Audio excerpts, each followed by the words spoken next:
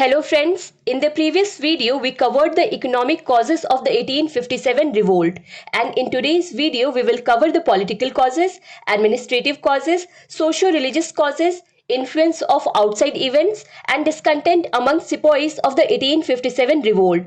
Let's start with the political causes.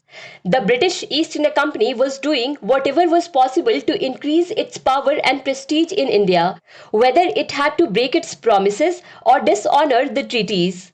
But due to this, the Indian rulers had lost faith in the British East India Company. They started doubting the intentions of the British East India Company.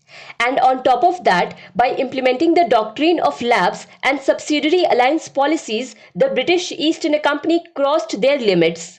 Indian states were directly annexed. Troubled by the policies of the British East India Company, the rulers of Indian states had a good opportunity to join the 1857 revolt and stand against the British East India Company. So these were the political causes of the 1857 revolt.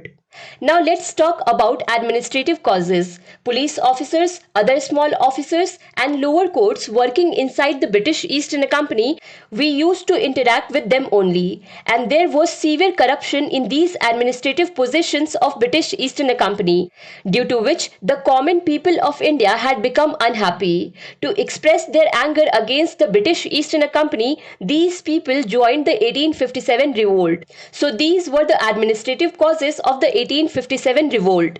Now we will talk about socio-religious causes.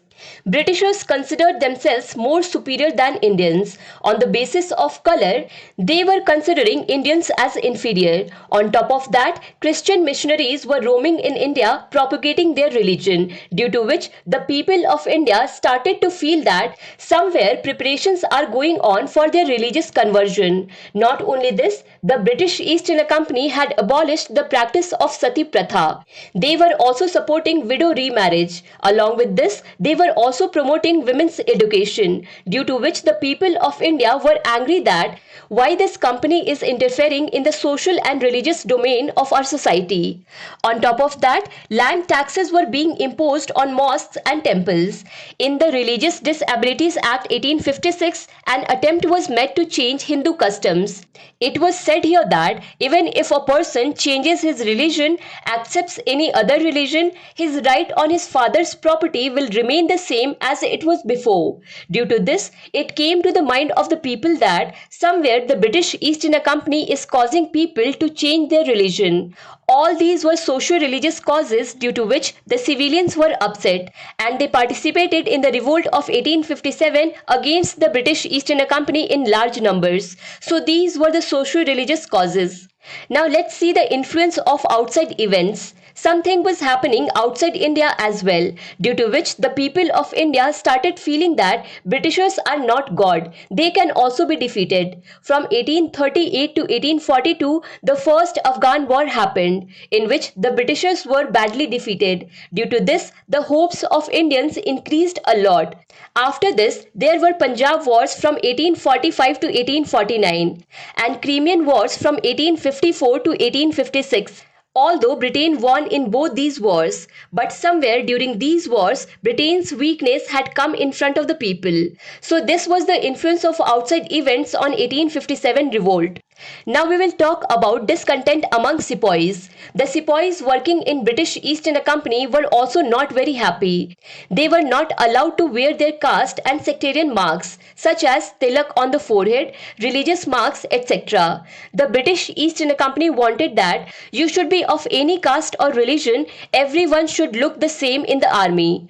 The new Governor General Lord Canning passed an act called the General Service Enlistment Act, according to which in Bengal Army, along with recruitment, the soldiers had to give in writing that the company can send them anywhere during their service, in India as well as outside India.